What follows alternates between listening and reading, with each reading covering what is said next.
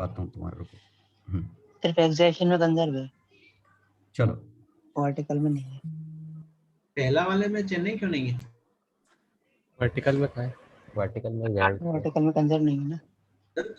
Vertical में momentum कहाँ conserved है? वर्टिकल हॉरिजॉन्टल ये कहाँ लिखा हुआ है? वो तो मोमेंटम। अरे अगर मोमेंटम कंजर्व्ड है इसका मतलब पूरे सिस्टम का हर डायरेक्शन में कंजर्व होना चाहिए। हाँ वेक्टर है वो। बिल्कुल गलत है चेन्नई। ये मतलब ऑल डायरेक्शन लिखते तब समझ में आता, फिर वो अरे अंडरस्टूड है बिल्कुल। हॉरिजॉन्टल डायरेक्शन में ही पूछ रहे हैं हम तो। अरे वाह, फिर तुम ये बताओ बॉडीज ऐसे टकराती हैं और लिखा होता मोमेंटम कंजर्व्ड है कि नहीं, यहाँ पे फ्रिक्शन है, इंपल्सिव है, तो तुम बोलते हमने तो वर्टिकल मान के कंजर्व लिख दिया। तो होता है? नहीं, लेकिन क्वेश्चन वैसे सॉल्व हॉरिजॉन्टल के लिए करते हैं ना। अरे तो सॉल्व करते हो ना, लेकिन स्टेटमेंट तो सही है ना। साथ में ये भी तो लिखते हैं एक्स डायरेक्शन में कंजर्व है कि नहीं। वाई में मैं क्लास में भी पढ़ा रहा था तब भी बोल रहा हूँ ये बात बोला था कि अलग अलग डायरेक्शन में कि एक्स में कंजर्व्ड है वाई में नहीं है, एक्स में ये हो रहा है वाई में नहीं हो रहा है। तो बिल्कुल गलत, कोई डाउट ही नहीं है, चेन्नई गलत है क्योंकि वाई डायरेक्शन ग्रेविटी और नॉर्मल रिएक्शन है, इंपल्स है और मोमेंटम बदल रहा है। Centre of mass of the ways ये भी गलत है क्योंकि वाई डायरेक्शन में मूव कर रहा है। अब तुम इसमें भी कहो एक्स डायरेक्शन में तो मूव ही नहीं कर रहा है, तो हम डेली भी लगाएंगे। एक्स में मूव कर रहा है ना। एक्स में तो कर रहा है ना, तो वो नहीं लगाया था इसलिए। क्यों? v0 दिया है। एक्स में तो वेलोसिटी। ओके, इनिशियल वेलोसिटी दे रखी है, हाँ। ठीक है। गलत है चेन्नई दिल्ली दोनों, only Agra Bombay. Question number 2 repeated हो गया, मजा आ गया। चेन्नई सब पर आंसर ही आता है, ये कैसे हाँ, वो करते तो याद था। चेन्नई तभी तो क्लास में मैंने किया था मैंने। करते कैसे थे सेकंड? अरे क्लास में करके दिखाया था पूरा ही। नहीं उसमें Yes, अपन ने sir. ये डिस्कशन Time नहीं निकाल पा रहे। इक्वल नहीं होता। टाइम नहीं निकाला था हमने, ये तो निकाल, ये तो सिर्फ वर्क एनर्जी थ्योरम से नहीं आ गया था, काइनेटिक एनर्जी। यहाँ थीटा माना था और दोनों की स्पीड लिख दी थी बराबर आगे। ओके क्या कर रहे हो यार, फिर से वही मेहनत करवाओगे। इसकी स्पीड ये थी, इसकी 2gh, h की वैल्यू h ही r है, ये थी। आ गई सेम। अच्छा ऐसे ओके। थर्ड का सर थर्ड में एक छोटा सा चीज पूछूंगी कि जब ये टकराएगा उसके पास जस्ट वेलोसिटी v/2 ट्रांसफर होगी। v/2 मोमेंटम कंजर्व्ड है। हाँ, तो फिर कुछ टाइम के लिए ऊपर जाएगा वो, तो उससे ग्रेविटी से फर्क नहीं पड़ेगा उसे? अब पड़ेगा ना, इसके बाद पड़ेगा ना फर्क, अब पड़ेगा। हाँ बिल्कुल। तो जो अपन ने जब टाइम निकाला, जो इसकी दूसरा वाला वेलोसिटी ब्लॉक 0 है। हाँ रस्सी स्लैग है। हाँ, अब बोलो क्या कह रहे हो इसके बाद। उसमें लिखा था, पूछा था कि स्ट्रिंग बिकेम टॉट, अपन को टाइम बताना था। हाँ, इसकी वेलोसिटी gt होगी। अभी तो एक्सीलरेशन g आएगा। हाँ, तो जो m जब ब्लॉक रस्सी टाइट होगी तो ये लेंथ करेगा हाफ gt² कवर अप करेगा, ये लेंथ करेगा v/2t माइनस हाफ gt², और जब दोनों की लेंथ कवर्ड बराबर हो जाएंगी फिर से टाइट हो जाएगा।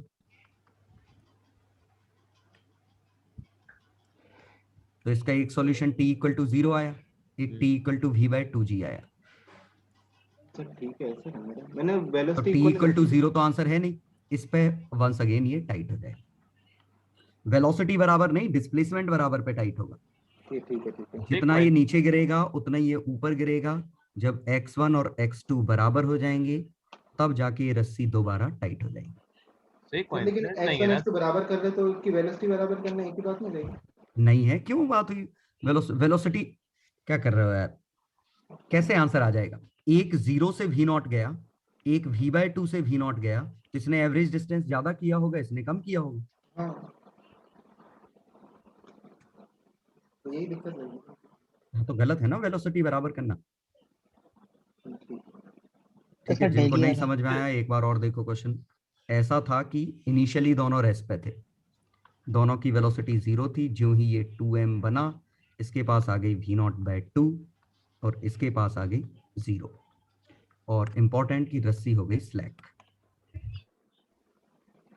तो ये ऊपर जाएगा, ये नीचे जाएगा, और वापस से टाइट जब हो जाएगी जब जितना ये नीचे जाएगा उतना ही ये ऊपर जाएगा, क्योंकि इनिशियली जस्ट टाइट थी। और यहां इस दौरान एक्सीलरेशन दोनों का g है। इंपॉर्टेंट चीज यही है कि इसका भी g है, इसका भी g है। तो x2 की value v0/2t minus half gt square और x1 की वैल्यू हाफ gt स्क्वायर। और वंस अगेन टाइट हो गया तो x1 इक्वल टू x2 के लिए सॉल्व किया, दो रूट आए, एक t इक्वल टू 0 आना ही था क्योंकि इनिशियली टाइट था, और एक t इक्वल टू v0/2g ये आया। और अब एक बार ये टाइट हो गया m2m, और ये t की वैल्यू हम छाप सकते हैं इसमें, तो कितना आ जाएगा v0/8। v0/8 रस्सी टाइट हो चुकी है, इसका मतलब अब एक्सीलरेशन इसका g/3 नीचे और इसका एक्सीलरेशन g/3 ऊपर। तो अब अगर मैक्सिमम हाइट पूछी होती तो इससे जो h मैक्स और आता, पता नहीं पूछी है कि नहीं, लेकिन वो आता v0/8 का होल स्क्वायर बाय 2g/3। लेकिन कुछ हाइट ये ऑलरेडी कवर अप कर चुका था x2, तो h नेट हो गया x2 plus h max. Sir ये v0/8 क्या लिखा हुआ आपने? अरे ये t की वैल्यू नहीं छापोगे इसमें, सर वो डिस्प्लेसमेंट है, वो वेलोसिटी डिस्प्लेसमेंट है, सॉरी हाँ। वेलोसिटी डिस्प्लेसमेंट 0 आ गई थी। 0 आ गई थी। हाँ फाइनली चेक हाँ किया। सर वही पूछना था, कोइंसिडेंस है या फिर हमेशा होगा? नहीं नहीं, वो तो कोइंसिडेंस होगा, कोइंसिडेंस होगा, नहीं कह सकते ऐसा, वो सर ये इत्तेफाक चीज है। चेक करनी होती है ना कि वेलोसिटी हाँ क्या है। ये चेक करनी पड़ेगी, जैसे मैं कर रहा था, मैंने सोचा वेलोसिटी कुछ आ गई होगी, लेकिन वो इत्तेफाक से 0 आ गई, डेटा ऐसा था। हाँ सर। ठीक है, वो डेटा ऐसा था, तो ये 0 आ गई तो यही मैक्सिमम हाइट है, आगे हाँ ये करना सर। ही नहीं पड़ा। ठीक है, इसके बाद ये नीचे गिरने लगा। मोमेंटम क्यों कंजर्व्ड है सर? किसने कहा कंजर्व्ड है? वो वर्टिकल में नहीं है, किसने कहा? ये एक्सटर्नल इंपल्स है, सिर्फ झटका लगा होगा उस छोटे से टाइम के लिए कंजर्व्ड होगा, बाकी नहीं होगा। क्योंकि यहां से यहां जो झटका लगा इतना कम टाइम है कि ये टेंशन नॉन इंपल्सिव है, क्योंकि constant force, constant forces are non impulsive. ये लेक्चर में बात हुई होगी, इसीलिए स्प्रिंग का kx इंपल्स नहीं देता, ग्रेविटी इंपल्स नहीं देता। हाँ टेंशन और नॉर्मल रिएक्शन इंपल्स दे सकते हैं, लेकिन इस बार दे नहीं रहे। बिल्कुल देते अगर ये बॉल नीचे की तरफ हिट की होती या जो भी बोला है, तो झटका लगता। क्लियर? हाँ चलो, तो आंसर आ गया बॉम्बे चेन्नई। हाँ सर। दिल्ली में शायद 8 आ रहा है नीचे, है ना? हाँ सर। दिल्ली में 8 आएगा, वो नीचे का जो हाँ दिल्ली में 8 आएगा, बॉम्बे चेन्नई में। Question number 4। चलिए नहीं ये चल sir. Question number 5। Sir fourth किस तरीके से करते? किस तरीके से करते हैं मतलब, इसमें तरीका क्या है? डिस्क और रिंग मान लिया था simple. Uniform solid cylinder rolls, ठीक है, डिस्क है। मास के A hole is drilled through the cylinder along the axis. ये ऐसा हुआ, तो मोमेंट ऑफ इनर्शिया इसका I है, इसका I डैश है। जब ये बॉटम पे जाएंगे एनर्जी तो दोनों ही टोटल mgh लेंगे, लेकिन इसके पास रोटेशनल एनर्जी ज्यादा आएगी, ट्रांसलेशनल कम आएगी। उसका एम ही क्यों माना फिर? इसमें जब होल्ड कर दिया तो फिर उसका मोमेंट ऑफ इनर्शिया चेंज हो गया तो एम भी तो चेंज हो जाएगा। रेशो पूछा है यार, एम कट नहीं जाएगा सबके रेशो में, डैश और डैश के रेशो में एम डैश कट नहीं जाएगा। हाँ ठीक है। और ये मैंने बताया भी था, ये डायरेक्ट लिखना भी सिखाया था मेंस वाली क्लास में, कि इसकी काइनेटिक एनर्जी और ट्रांसलेशनल एनर्जी, रोटेशन और ट्रांसलेशन का रेशो, ये मैंने क्लास में सिखाया था। डायरेक्ट सॉल्व करना है इनके क्वेश्चन को। तो ट्रांसलेशन का m, इसका I/r², ये रेशो, तो 1:I/mr², तो 1:k², k रेडियस ऑफ जाइरेशन है, 1:k², मतलब k/r का होल स्क्वायर, ये बना। ठीक है, तो इसके लिए k की वैल्यू 1/2 है, इसके लिए k की वैल्यू 1/2 से 1 के बीच में है, क्योंकि रिंग और डिस्क के बीच में है। तो इसमें रोटेशन का कंट्रीब्यूशन ज्यादा है, ट्रांसलेशन का कम है, तो रोटेशन ज्यादा आएगा, ट्रांसलेशन कम आएगा, बॉम्बे। ठीक।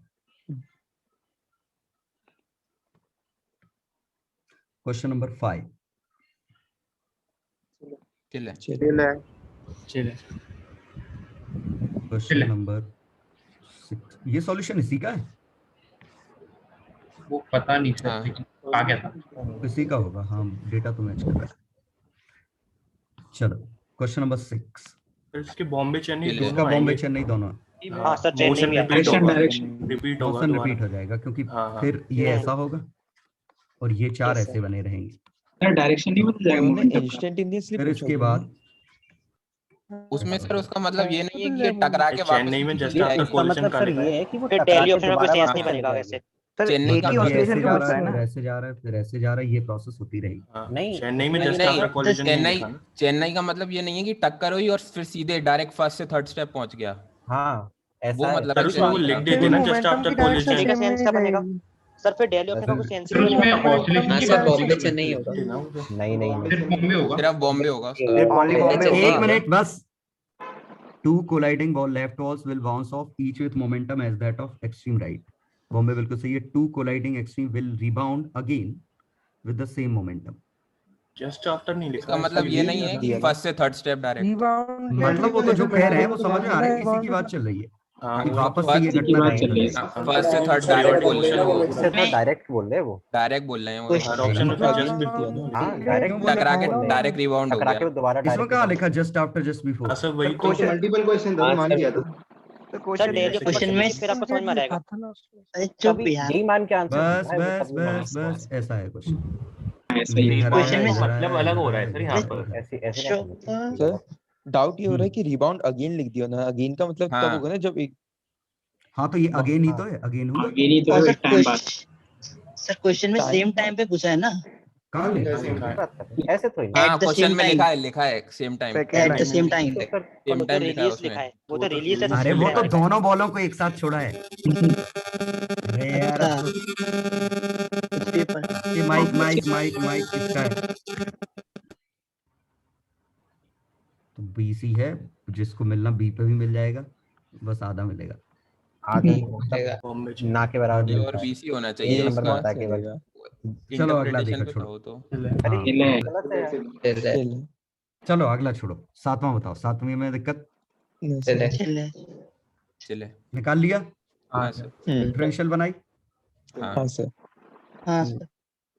ठीक है, या एक्सेलरेशन निकाल लिया करो, क्योंकि ये तो हमें पता था आंसर ये है, और डिफरेंशिएट करके इनिशियली एक्सेलरेशन से कंपेयर कर देना, तो टॉ की वैल्यू मिल जाती है। याद आया कुछ? हाँ। t=0 पे एक्सेलरेशन v0/τ होगा। हाँ। और इनिशियल एक्सेलरेशन निकाल ही लोगे। Initial acceleration initial current by mass, इससे कंपेयर कर दो, आंसर आ जाएगा। क्लियर? Yes sir. चलो पिछले वाले का बॉम्बे था या बॉम्बे चेन्नई था? बॉम्बे चेन्नई। नेक्स्ट 8th का सर ले ले इसका सर। सॉल्व सही हो रहा है। था, मैंने डायरेक्टली मैग्नीट्यूड से देख लिया था कि पॉजिटिव ही आएगा आंसर। तो पॉजिटिव, ओके, एक ही है। हाँ एक ही है। हाँ सॉल्व नहीं हुआ था। इसे आपने Solve पहले ही हो रहा था, पर उससे रिपीटेड फिर- थर्मोडायनेमिक्स हीट का ऐसे कट जाएगा। हाँ मुझे भी रिपीट है ये याद आ रहा क्वेश्चन, है, पहले आ रिपीट चुका है ये तो। सर डायरेक्टली सोच लेते ना डेल्टा Q1 क्या है, जो change in energy work done, और डेल्टा Q2 है सिर्फ चेंज इन एनर्जी, तो कट गया, सिर्फ वर्क डन ही बचा। है। सिर्फ वर्क डन ही आंसर डेल्टा भी आ गया था बस सीधा। सिर्फ वर्क डन आंसर आ डेल्टा रहा टी था। आंसर आ जाएगा। हाँ इसमें। हाँ sir.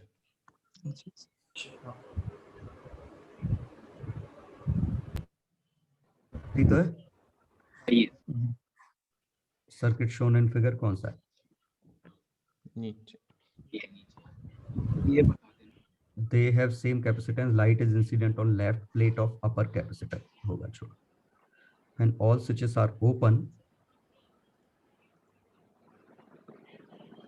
When all switches are open, then HF versus KE is shown by straight line. We are measuring KE max when electron per मान जाने क्या चल रहा है। चलो ग्राफ becomes B. B कहाँ है ग्राफ? बी मतलब वो 2 ही है। मतलब तो वो है वो A1 चलो अब देखते हैं। अब क्या है? When only all are open है ना?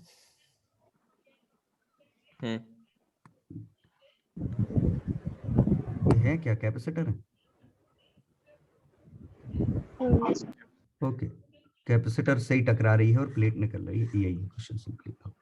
तो क्वेश्चन में सिंपली ये है कि कैपेसिटर के अक्रॉस वोल्टेज निकालो, यहाँ से लाइट गिर रही है, और ये इलेक्ट्रॉन्स यहाँ पे कलेक्ट हो रहे हैं। ये कुछ इस तरह हो रहा है सिंपल में अगर हम देखें तो, ठीक है। अब क्वेश्चन में सभी स्विच ओपन है, सभी स्विच ओपन है ना, वन पार्ट में सभी स्विच ओपन है तो कुछ कनेक्टेड नहीं है, तो काइनेटिक एनर्जी HF और काइनेटिक एनर्जी, तो काइनेटिक एनर्जी कौन सी है जो बाहर निकली, is equal to HF minus 5, ये बनेगा 1 में। अब S1 when only S1 the switch and S2 are closed, S1 और S2 क्लोज की, तो ये सर्किट बन गया ऐसा, क्लियर। तो ये पॉजिटिव आ गया, तो ये इलेक्ट्रॉन को अट्रैक्ट करेगा तो काइनेटिक एनर्जी बढ़ जाएगी, HF माइनस 5 प्लस EV आ जाएगी। ये समझ में आया, क्योंकि ये वोल्टेज भी है। तीसरे में S3 and S4 are closed, फिर से आंसर सेम आएगा, वो तो दो कैपेसिटर पैरेलल में आ गए, वोल्टेज अलग अलग हो जाएगा उनके बस। क्यों, S3 और S4, S3 क्लोज किया ये ऐसे, S4 क्लोज किया ऐसे, बीच में बैटरी भी है, सीरीज बीच में बैटरी, बैटरी कहाँ है, बैटरी तो ओपन हो गई, बैटरी भी है, S3 और S4 कर रहे हैं ना, S3 और S4 है, सॉरी S3 और S4, ओके। तो सीरीज में आ गए तो कैपेसिटेंस के इनवर्स रेशियो में बटेगा, तो इस पे जो कैपेसिटेंस, इस पे जो वोल्टेज आएगा वो इनवर्स डायरेक्ट रेशियो में बटेगा, तो C1/C1 प्लस C2 भी, तो काइनेटिक एनर्जी बनेगी HF minus 5 plus EV dash, और V डैश की वैल्यू C1 C2 बराबर है ना, तो V/2 हो जाएगा। हमें तो बस ये देखना है कि कम हो जाएगा, तो कॉन्सेप्ट ये है कि दूसरे में दोनों कैपेसिटर हो गए सीरीज में, किसमें, इसमें दोनों कैपेसिटर सीरीज में हो गए, वोल्टेज ड्रॉप कम आ गया, तो काइनेटिक एनर्जी का इंटरसेप्ट स्लोप देखिए सभी पैरेलल है, तो 1 का -5 था, यही 1 है ना। हाँ। अब क्या पूछा है, 2 और 3, सर वो शायद माइनस EV डैश हो जाना चाहिए, तो EV और 5 ये आपस में कट गए होंगे, क्यों, पोलैरिटी पलट गई क्या, हाँ बैटरी की पोलैरिटी पलट रही है, नहीं क्यों पलट रही है, कौन सा S3 और S4 पोलैरिटी बदल गई, सही कह रहा है, चाहिए सर, पलट रही है, पोलैरिटी बदल गई, सही कह रहा है, तभी ये ग्राफ आएंगे, नहीं तो नहीं आ पाएगा। तो पोलैरिटी पलट गई, उल्टे उल्टे कनेक्शन हो गए, अच्छे से देखिए, नेगेटिव इंटरसेप्ट आ गया, ठीक है, इंटरसेप्ट की वैल्यू बढ़ गई ना, स्केलिंग HF और KE उल्टी तरफ है, हाँ उल्टी तरफ, वही दिक्कत हो गई थी। तो पहले में बना HF equal to KE plus 5, दूसरे में बना HF equal to KE plus 5 minus EV, तीसरे में HF equal to KE plus 5 plus EV, तो इसका ग्राफ आएगा ऐसा, इसका ग्राफ क्वेश्चन में दे रखा है ओरिजिन से, और तीसरा यहाँ, तो 1 2 3 सब सही, 5 बराबर EV। सर तीसरे वाले में क्यों आपने सेपरेट किया, क्यों बढ़ गया ना ये तो और ऊपर आ गया, इलेक्ट्रॉन को मौका नहीं मिला, 1 के और ऊपर आ गया ना, नहीं सर जैसे इलेक्ट्रॉन निकला फिर उसे पोटेंशियल डिफरेंस में जाने का मौका नहीं मिला, नहीं तो हमने मान लिया ना कि ग्राफ बना है तो चला गया होगा, हाँ चलो वर्क फंक्शन इससे निकल आएगा, ठीक है, y कोऑर्डिनेट की वैल्यू 0 रख दो, किससे निकालना है, तो E की वैल्यू 5 माइनस EV, चलो तो अब अपन को देखते हैं क्या क्या चाहिए, E क्या है, E यही है ना, तो 1 वाले ग्राफ में 5 की वैल्यू आ गई, आ गया समझ में, 1 वाला ग्राफ ये है, इसका y 0 करो, काइनेटिक एनर्जी की वैल्यू -E करो, 5 की वैल्यू E आ गई,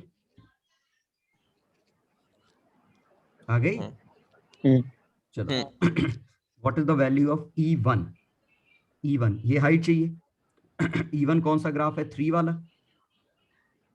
तो इसमें E1 कब आएगा? जब x की वैल्यू 0 करोगे के ई। तो E1 HF की वैल्यू E1 है, फाई प्लस EV। फाई कितना है?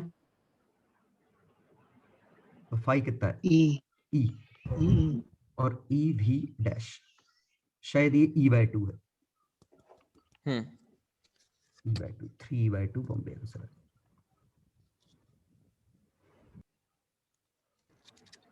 ठीक है,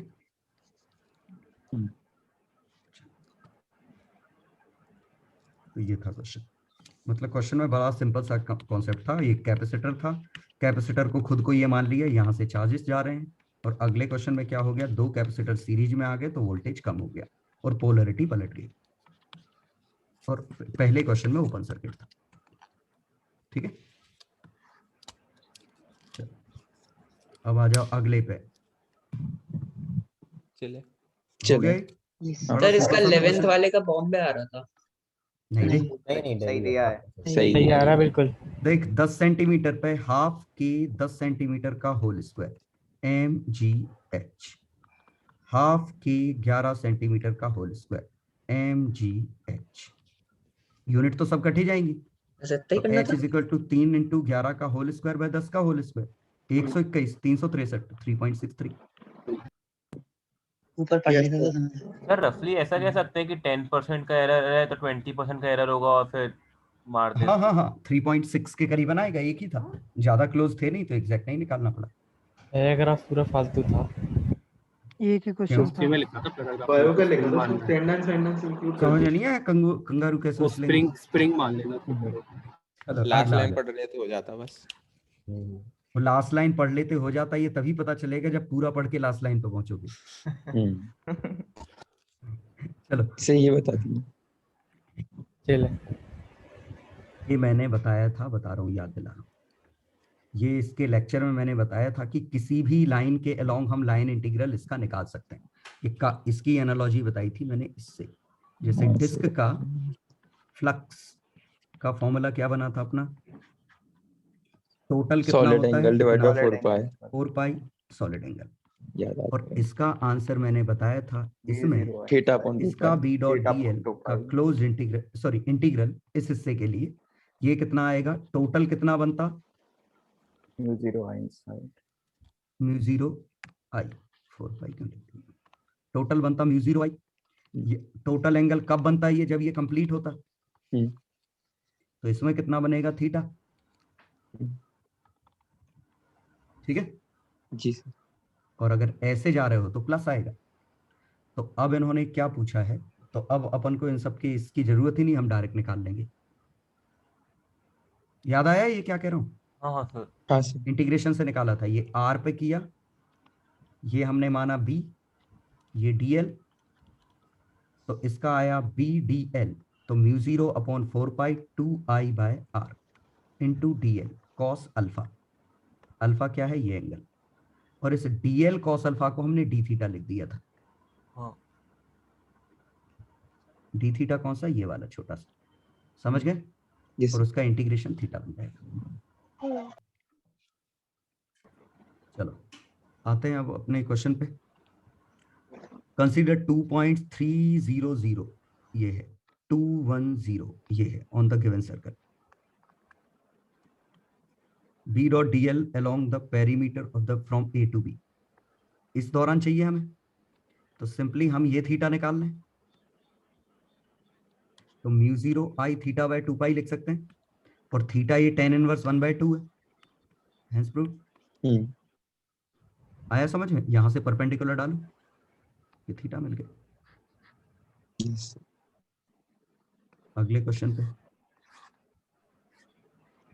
इन्होंने इंटीग्रेट किया, अपन डायरेक्ट कर सकते थे। ये क्या है? b से d क्यों निकाला? सिमेट्रिसिटी से आधा हो जाएगा। उन्होंने दूसरा ओके कॉन्सेप्ट सिमेट्री से, किया है। ओके ओके, उन्होंने उस कॉन्सेप्ट से किया कि पूरे सर्कल में कितना होता, इसमें कितना होगा, इसका आधा कर दो। चलो 14th, perimeter of the between any 2 points. तो सिंपल सी बात है, मैक्सिमम कब आएगा? जब ये सबसे बड़ा एंगल सबटेंड करेगा। तो टेंजेंट डल रहा है, सबसे बड़ा एंगल ये वाला है और ये एंगल रेडियस है। रेडियस भगवान जाने कितनी है, 1 है। रेडियस 2 थी। डिस्टेंस 2, ये रेडियस बनती रेडियस तो रेडियंस 1 थी, डिस्टेंस ओके, रेडियस 1 है, डिस्टेंस 2 है। तो ये 1, ये 2, ये 30 डिग्री, 60 डिग्री बन गया। तो ये यहां से यहां जाने पे मैक्सिमम लाइन इंटीग्रल आएगा, प्लस आएगा, उसके बाद माइनस होने लगेगा। क्लियर? हम यहां से यहां गए, जुड़ेगा, इसके बाद ये घटने लगेगा, तो यही मैक्सिमम आएगा। तो μ0i इंटू 60 डिग्री बाय 360, 1/6। नहीं सर ये सीधे डायमीटर के अलोंग नहीं कर सकते थे दूसरा नहीं, पार्ट इसका? डायमीटर के अलोंग नहीं आया ना मैक्सिमम, डायमीटर से आगे चले गए हैं, यहाँ कहीं आया मैक्सिमम। यहाँ एंगल ये ज्यादा बड़ा है ना, यहाँ पे तो देखो डायमीटर पे कम एंगल आ रहा है। वो उस तरफ होगा। ठीक है, अच्छा अच्छा वो चलो पहला ये हो गया। नहीं हुआ। नहीं हुआ। क्या था ये? कितना अच्छा सॉल्यूशन दिया है, देख रहे नहीं तुम? वही नहीं लैंग्वेज नहीं चली उसकी। क्यों? Ratio of component which consist of 2 element, the atomic number of elements are big, mass numbers are same, amount of samples is only 58, both element beta decay and when ठीक है, they behave similarly when absorbing neutrons। ठीक है, ए की half life half n hour है, half life of B is n hour. Right after neutron radiation, दोनों पे हमने neutron डाले, दोनों बीटा डिके की। ठीक है, at this time 80 particles are measured in 2 seconds and after an or, देखो शुरू का 2 सेकंड इतना कम है कि हम 2 सेकंड के लिए रेट कांस्टेंट मान लेंगे। क्लियर? क्योंकि हाफ लाइफ आधा घंटा और 1 घंटा है। Yes sir. तो फॉर 2 सेकंड्स रेट हमने कांस्टेंट मान ली। ठीक है, हाँ 1 घंटे बाद रेट हम कांस्टेंट नहीं मान सकते। तो t इक्वल टू 0 पे रेट कितनी है? तो dNA/dt। तो अगर हम पहले वाले का लैम्डा माने तो इसका 2 लैम्डा, इसका लैम्डा होगा। तो इनिशियली रेट कितनी है? 2 lambda NA plus lambda NB, और इनकी इनिशियली वैल्यूज कितनी है नहीं पता, आधा आधा नहीं है। ओके, तो x और y मान लेते हैं। इनिशियली इसका x है, इनिशियली इसका y है, x0 y0 कांस्टेंट है, ये गिवन है।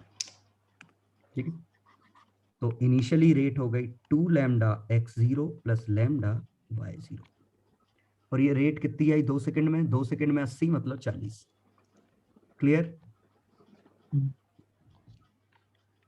अब t इक्वल टू 1 और पे रेट कितनी है?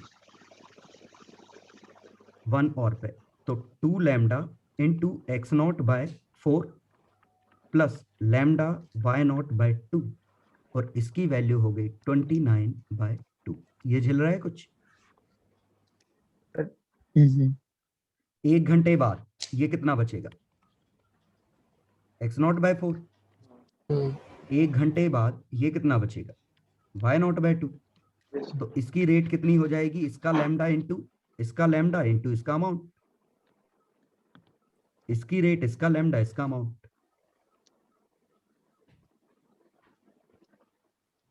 ठीक है,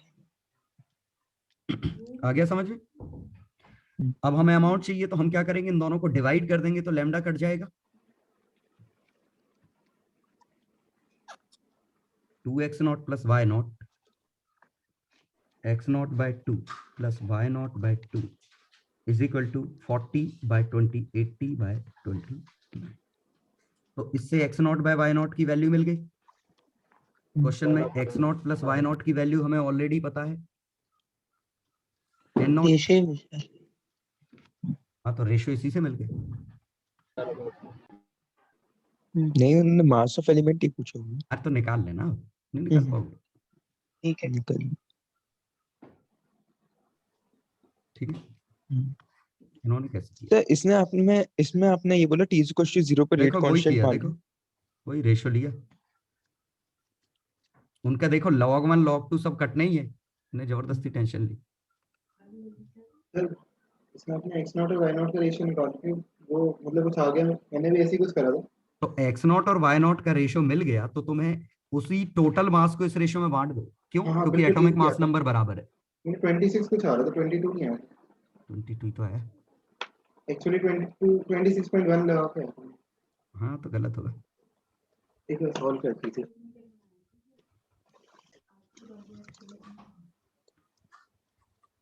यही था ना इक्वेशन, तो मेरे ख्याल से कुछ गलत है नहीं। तो 2x0 plus y0 upon x0 plus y0 is equal to 40/29। ये बना। रेशो क्या निकालना है?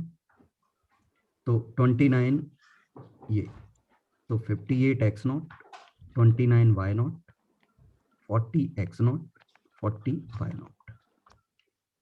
तो 40x0 18x0 is equal to 11y0। हाँ हाँ बिल्कुल। ये आया? यस सर बिल्कुल आया। तो x0 की वैल्यू हो गई, टोटल मास कितना दिया था? 58 इंटू 11/29, 22 आ गया ना? कहाँ से आया 26? ओके 22 ठीक है, शायद देखा वो बिना लैम्डा मल्टीप्लाई करके आ रहा था वो। ऐसा है क्या? हो सकता है। हाँ क्वेश्चन समझ गए? हाँ समझ गया। अच्छा क्वेश्चन था। सर t इक्वल टू 0 पे रेट कांस्टेंट मानने का फर्क क्या पड़ा यहाँ पे? हमने इक्वेशन तो सिंपल वाली लगाई। अरे हमने 2 सेकंड में 80 डिके थे, तो हमने 1 सेकंड में 40 कैसे ले लिए? डिके कांस्टेंट माना तभी तो लिए। अच्छा ओके ठीक जी। चलो अगला स्विमर क्रॉस करा दिया। लेकिन जो आंसर आता है वो मिलीग्राम में आना था। अरे यार ये रेशियो में नहीं बांटोगे तुम। 80 पार्टिकल्स लिखा है उसमें। अरे यार पार्टिकल्स मोलर मास सेम है ना दोनों का। हाँ बिल्कुल। तो mass is directly proportional to number of particles.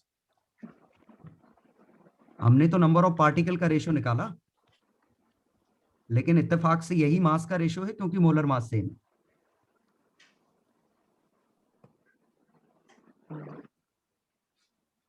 कितना अच्छा होता है एक और क्वेश्चन पढ़ लेते थे।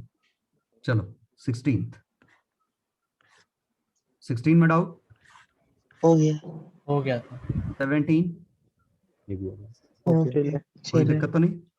इसका एक्सेलरेशन इधर, इसका एक्सेलरेशन इधर, कॉस कंपोनेंट बराबर, तो इत्तेफाक से ये एक्सेलरेशन बराबर निकल आएंगे दोनों, है ना? यस। मतलब इसका ए आ जाएगा और इसका भी ए ही आ जाएगा क्योंकि एंगल सभी 45 डिग्री। अब बस इक्वेशन बना दो। ये रिलैक्स पोजीशन वो नहीं होगी जब वर्टिकल हो जाएगा पूरा सिस्टम? रिलैक्स नहीं, इसी इंस्टेंट पे निकालना है। मैं लिखा है जस्ट आफ्टर रिलैक्स। हाँ तो यही रिलैक्स किया हमने। था वो। अरे यार ये नहीं खेलते, इसमें रिलैक्स लिखा है। हाँ तो हमने रिलैक्स किया ना, उसको छोड़ा। सर इसमें एंगल 45 नहीं था तो एक्सेलरेशन अलग अलग आते हैं। अलग अलग आते बिल्कुल, लेकिन ये हमेशा 45 होगा। हाँ क्योंकि लेंथ r√2 है। नहीं ये तो होगा, पर कहीं अगर भी लेंथ देखो बढ़ा 45 ही देते निकलेगा। अनलेस नहीं ऊपर ये वाला हमेशा बराबर आएंगे इसमें। ओके तुम ये कह रहे हो एंगल कुछ और होता तो क्यों? क्योंकि ये थीटा और ये थीटा सेम ही तो आएगा। हाँ भाई सेम आना चाहिए। आ गया ना? हम्म क्योंकि सेम आएगा ना लाइन मतलब। लाइन सर्कल को हमेशा ये सेम एंगल पे काटती। हाँ ये बात तो है। तो इसमें लिखा गलत है सर। हाँ तुम्हारा गलत हो गया। चलो 18 पे आओ। इसको फिर एसएचएम से कैसे करते थे? किसको? इसको एसएचएम से करना हो तो पहले सादे से हो गया। हाँ सादे में एक चीज पूछनी थी, अगर इसको इनिशियल कंप्रेशन निकाल लेते फिर उसके लिए सॉल्व करते थे। देखो पहले तो सादे से देख लो। मास m इनिशियली mg/k का compression, minimum value of downward velocity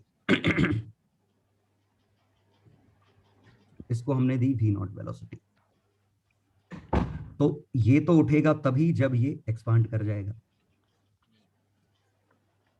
और इसका जो एक्सपांशन होगा मैक्सिमम वाला, ये उस समय ये जो kx की वैल्यू है वो mg से बड़ी होनी चाहिए। यहां तक ठीक है?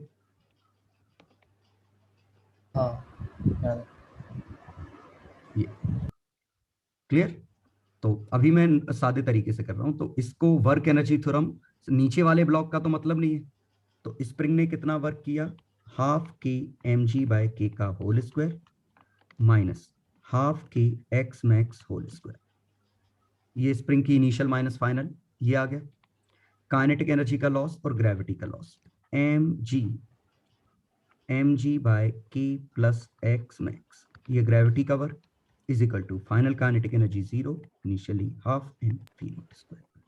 ये वर्क एनर्जी थ्योरम से कोई डाउट? नहीं। No sir. ठीक है, अब हम इसको SHM से करते हैं। SHM में मीन पोजीशन ये है, ग्रेविटी भूल गए, मीन पोजीशन ही नेचुरल लेंथ है। तो ये हमने स्प्रिंग को माना नेचुरल लेंथ में। और अगर इसकी ये वेलोसिटी v नॉट है मीन पोजीशन पे, तो हम सीधे इसका एम्पलीट्यूड बिना सॉल्व किए v नॉट बाय a लिख सकते हैं। a की value v naught by omega, sorry लिख सकते हैं। ये इसका एम्पलीट्यूड मिल गया। ठीक है, इसका मतलब इसका maximum extension simply a minus mg by k होगा। क्यों? यहां से मैक्सिमम ये a ऊपर गया, मैक्सिमम a नीचे गया, लेकिन सच्चाई तो ये है कि नेचुरल लेंथ तो इसकी ये थी। क्लियर? तो ये असली में मैक्सिमम एक्सटेंशन रहा होगा। तो x मैक्स सीधे a minus mg by k आएगा। तो जो क्वाड्रेटिक गंदी सी सॉल्व करोगे उससे आंसर सीधे ही आएगा। तो v naught by under root k by m minus mg by k into k should be greater than mg। तो v naught by under root k by m should be greater than 2mg। mg by k नहीं आया था। क्या कोई दिक्कत है? नहीं, ठीक है। 2mg by under root k by m solve करने पर नहीं आ रहा आंसर क्या? नहीं आएगा। ठीक है, आ गया समझ में? SHM से काफी जल्दी हो गया, क्वाड्रेटिक ही नहीं बनानी पड़ी। क्योंकि अच्छी बात क्या थी कि ये सिंगल SHM है, ये block M single SHM perform कर रहा है, दूसरे का तो रोल ही नहीं है। और ये भी कभी कांटेक्ट नहीं छोड़ रहा है, तो ये स्टैंडर्ड SHM है, बस इसके अबव। तो ये क्वेश्चन इसीलिए बहुत आसान हो गया था और इनिशियली हम मीन पोजीशन थे। ठीक,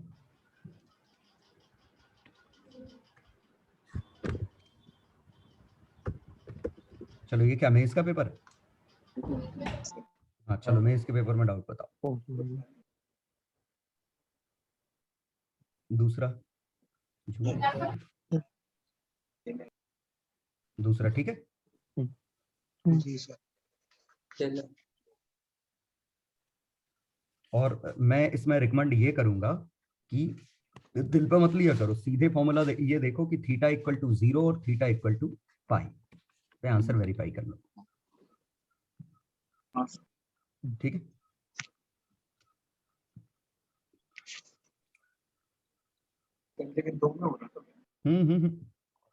बॉम्बे दिल्ली दोनों पे हो रहा है ना, लेकिन थीटा इक्वल टू 90 पे तो गड़बड़ हो रहा है ना। 90 पे भी √2 आंसर आना चाहिए। तो कौन फिगर बनाए, मतलब ये बहुत इंपॉर्टेंट चीज है कि जब एग्जाम दे रहे हो ना, क्योंकि मान लो हमने ये और ये तीसरा भी कर लिया तो भी हमें मुश्किल से 30 सेकंड लगे हैं। अदरवाइज हमारा पहला स्टेप ही ये होता, ये बनाते, ये फिगर बनाने में जबरदस्ती मेहनत जाती, फिर हम ये भी लिखते फिर हम सोचते इनके बीच का एंगल कितना है, थीटा है कि 90 माइनस थीटा है। आ गया समझ में? तो वेरिफिकेशन तो की है, में इवन एडवांस में भी, जैसे क्वेश्चन नंबर 1 में ही दिख रहा है कि आंसर n के टर्म में है, तो शायद हम वेरीफाई तो कर सकते हैं। n को कुछ लेकर जब आंसर n के टर्म में होगा तो हम n की वैल्यू बदल दें तो वेरीफाई हो जाएगा। ठीक है, जैसे n की वैल्यू 0 रखने पे आंसर 0 आएगा, है ना? n की वैल्यू से सोर्स निकालना।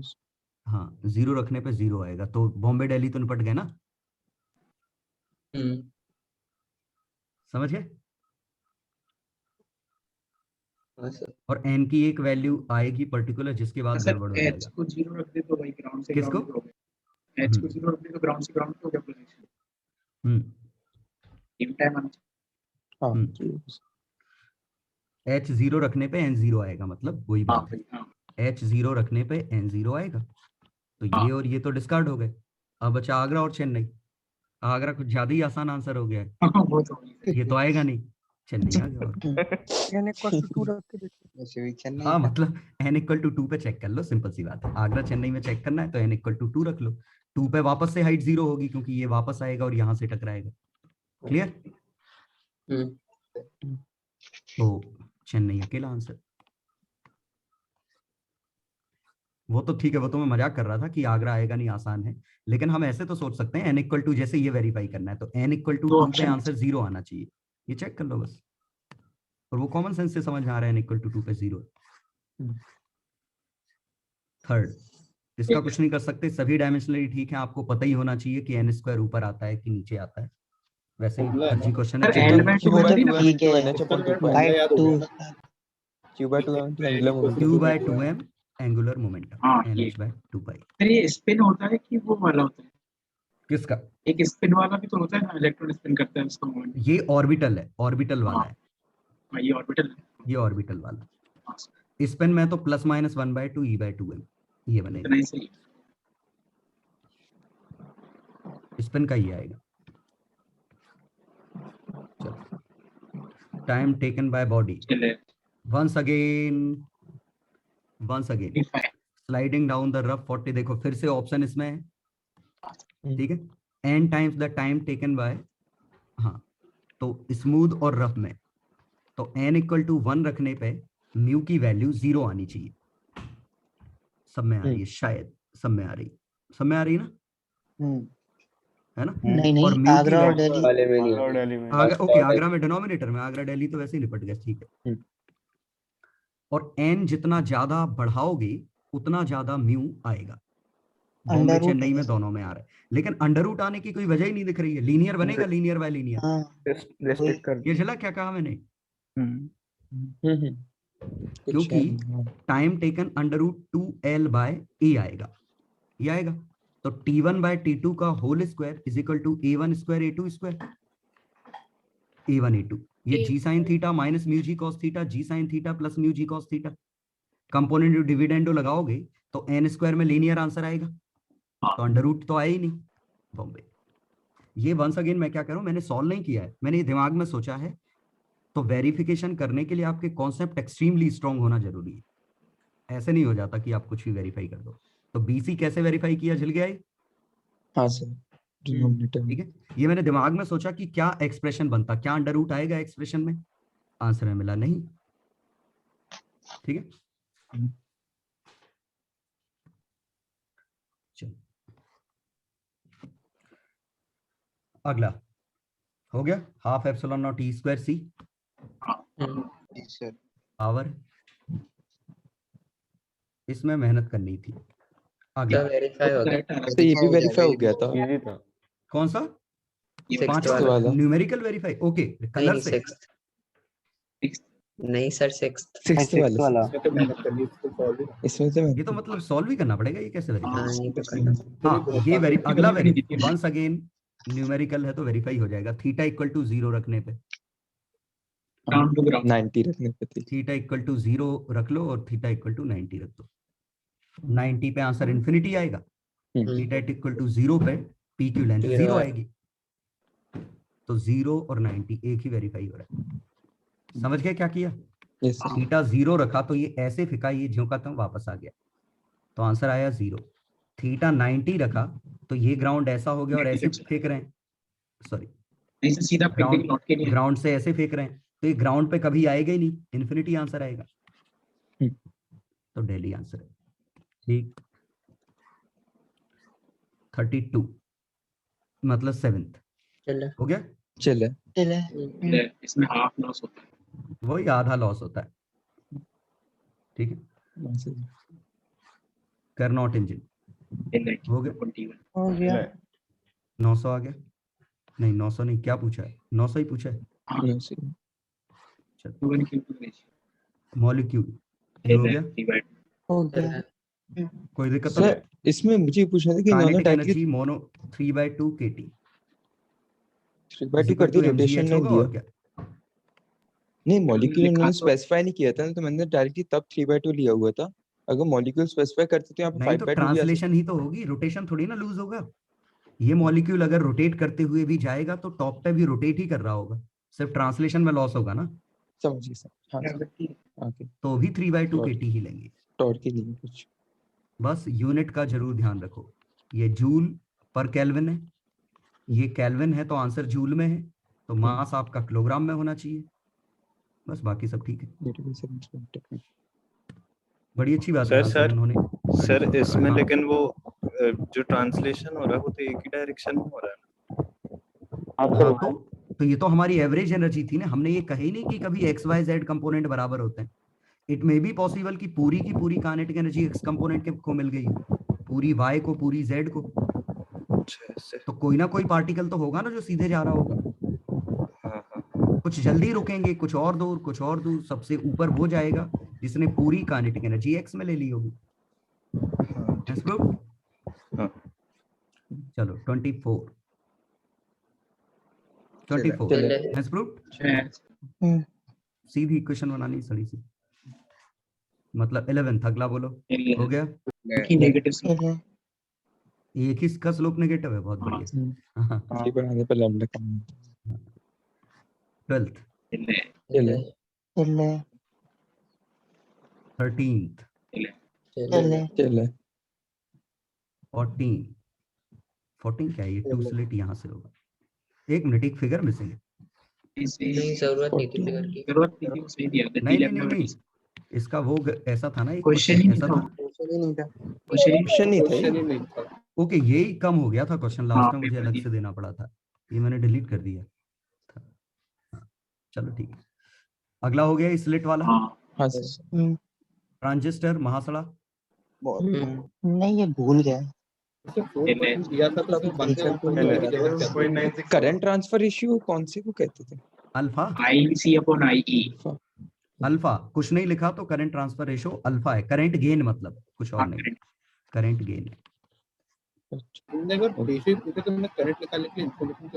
मतलब बेस में लॉस हो रहा है, कलेक्टर में जा रहा है, ये आउटपुट कलेक्टर पे है, इनपुट इमीटर पे है, तो ट्रांसफर रेशियो क्या है, IC/IE।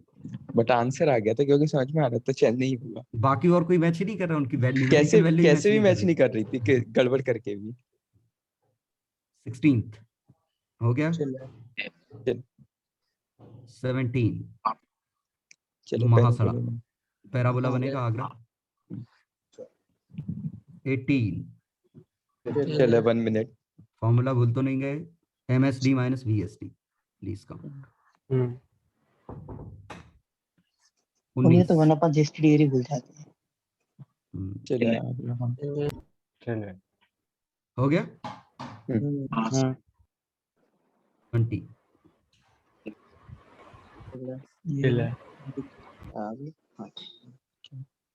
न्यूक्लियस Z वाला हो गया। 78 चले नेक्स्ट 22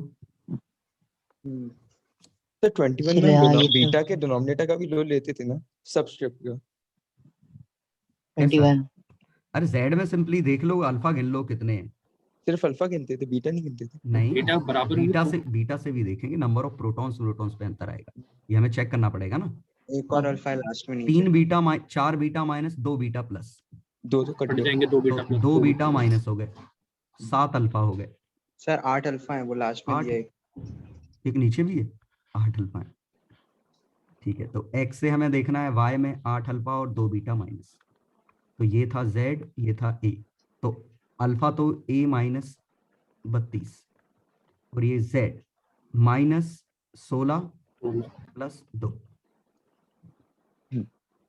ठीक है। 78 आ गया। चलो अगला 22 वेक्टर से करो। टाइम लगता है ना। Soon both particle speed angle of projection 53 was for the इतना नहीं लगा था। डॉट प्रोडक्ट से कर लो। हाँ डॉट से और भी ऑप्शन है। म्यूचुअली परपेंडिकुलर वर्टिकल प्लेन्स हैं, ओके, ये थोड़ा सा दिक्कत है। कि एक ऐसे प्लेन में है, एक ऐसे प्लेन में। अब सर दोनों के हॉरिजॉन्टल सेम XYZ मान लिए थे। ये x मान लो, इन्होंने जो लिखा है हॉरिजॉन्टल वो सेम हॉरिजॉन्टल के एंगल से, मतलब एक ऐसा प्लेन है, एक ऐसा है, तो एक को हमने xy प्लेन में फेंका, तो इसकी वेलोसिटी 400 का कॉस कंपोनेंट कितना बनेगा? 320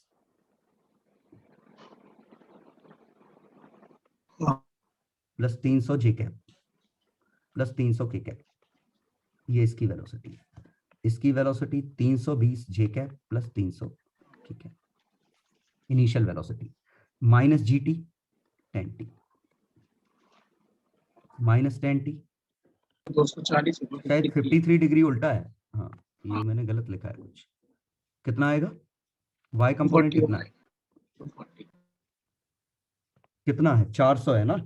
400 का हो जाएगा 240। 20 का 12 और 16 240 240 ये है, और ये कितना है? 320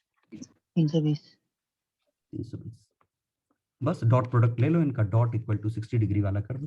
हाँ कैलकुलेशन गंदे जाएंगे, लेकिन क्वाड्रेटिक बनेगी, लेकिन टी स्क्वायर कट जाएगा। ठीक, हाँ सर। चलो 23 हो गया, 24 गर्मी लग रही है, 24 हो गया, 25 हो गया, 26 हो गया। हाँ इसमें अगर मैक्सिमम स्पीड पूछी होती ब्लॉक की, इसमें एक चीज नहीं दी गई है कि जो पॉइंट लिया वो कांस्टेंट वेलोसिटी ले जाए। नहीं तो पॉइंट को जो वेलोसिटी दे दी वो तो कांस्टेंट ही, और क्या। 26 था।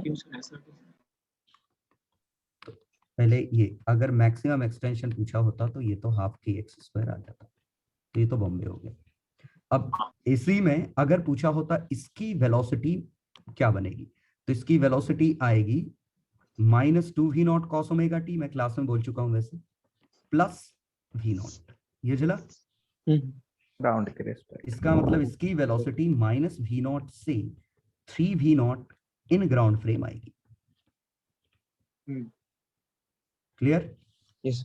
तो अगर इसकी मैक्सिमम वेलोसिटी पूछी होती तो आंसर आता 3v0 in ground frame. Sir ये कैसे लिख दिया -2v0 cos omega t?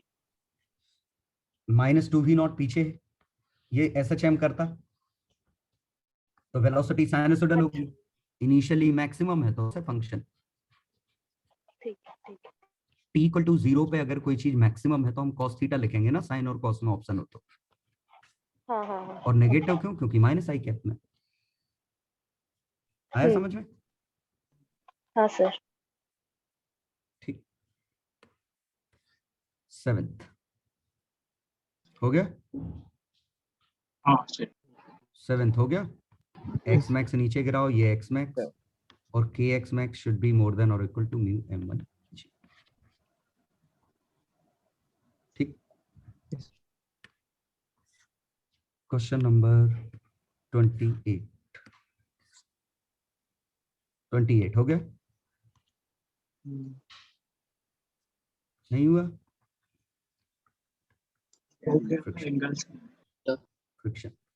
Friction और टेंशन आपस में बराबर है,